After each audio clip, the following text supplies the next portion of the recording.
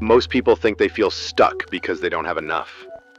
Not enough motivation, not enough discipline, not enough clarity, not enough direction. So they look for more. More information, more advice, more stimulation, more pressure to improve. But often the real problem is the opposite. You don't feel overwhelmed because you lack something. You feel overwhelmed because you're carrying too much, too many ideas at once, too many expectations, too many voices telling you who you should become. At some point, your mind stops responding. Not because it's weak, but because it's overloaded. When everything feels important, nothing feels meaningful. You try to improve every area of your life at the same time. Your habits, your mindset, your productivity, your body, your future. And slowly, without realizing it, progress turns into pressure. You don't need more discipline, you need fewer demands. Growth doesn't happen when you push harder in every direction. It happens when you remove what no longer fits. That's why so many people feel exhausted while working on themselves. They confuse accumulation with progress. More routines, more goals, more plans. But the mind doesn't need more input, it needs clarity. Clarity comes from subtraction, from deciding what actually matters right now, and allowing the rest to wait.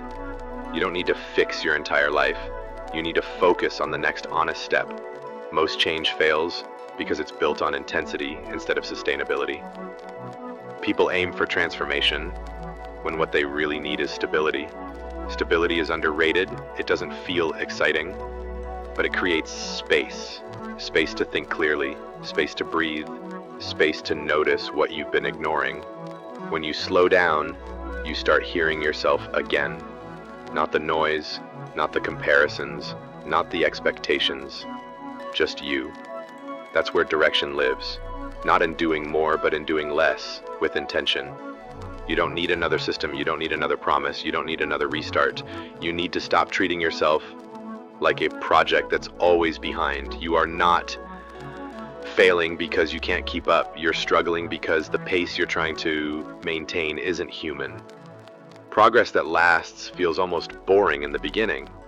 It feels calm, unimpressive, grounded, and that's a good thing. Because calm progress doesn't burn you out. It builds you quietly.